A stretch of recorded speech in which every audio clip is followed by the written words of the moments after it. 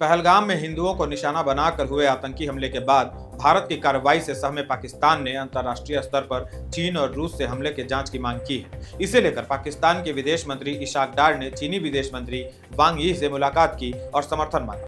चीन के लिए पाकिस्तान की आपदा एक अवसर है और इसे भुनाने के लिए ही उसने पाकिस्तान को समर्थन दे भी दिया। मित्रों, यह वही चीन है जिसने अपने यहाँ पनप रहे अलगाववाद को जड़ से खत्म कर दिया।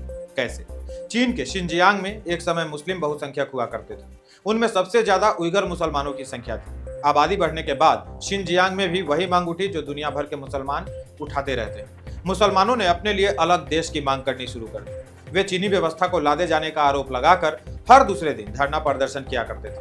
चीन ने इस समस्या के समाधान के लिए शिनजियांग में पानी की तरह पैसा बहाया, उसे आधुनिक बनाया और शिनजियांग के उरुमची और काशगर आज चीन के सबसे मॉडर्न शहरों में शामिल है। चीनी सरकार ने शिनजियांग में उद्योग धंधे खोले, वहां योजनाबद्ध तरीके से हान चीनियों और मंगोलों को बसाया गया। हान चीनी चीन के बहुसंख्यक हैं और मंगोल लड़ाई कला में निपुण। इस तरह जनसांख्यिकी असंतुलन को ठीक किया गया, पैसे कमाने के अधिक अवसर दिए गए। ध्यान रहे, यह अवसर केवल पहले से रह रहे उइगुरों के लिए नहीं था, बल्कि बसाए गए लोगों के लिए भी था। जिसने भी सरकार के विरुद्ध जाने की कोशिश की, उसका दमन हुआ। आवाज उठाने वालों को या तो खत्म कर दिया गया या जेलों में कैद कर लिया गया। नतीजा, पूरा शिनजियांग साफ सुथरा और वेल डेवलप्ड बनता चला गया। अब भी वहां 40 से 45% उइगर मुस्लिम है। कजाक और किर्गिज मुस्लिमों की भी संख्या है, पर उनकी आबादी कम है। 50% आबादी लगभग हान, मंगोल और बौद्धों की।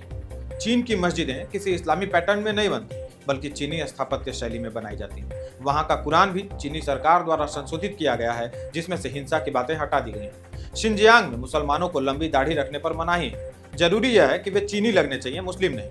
रमजान के दिनों में कई बार रोजा रखने पर भी पाबंदियां लगा दी गई थी। वैचारिक रूप से देखें तो चीन और पाकिस्तान बहुत अलग हैं, लेकिन चोर चोर मौसेरे भाई बने हुए हैं। भारत को भी जम्मू कश्मीर में एक बड़ी योजना बनानी होगी, कड़ाई करनी होगी और अंतर्राष्ट्रीय दबाव भी झेलना पड़ सकता है। चीन पर भी वह दबाव था, हम पर भी होगा, परंतु यदि जनता का समर्थन सरकार के साथ रहा तो किसी भी दबाव का सामना किया जा सकता है। लेकिन हमारे यहाँ क्या ही कहा जाए।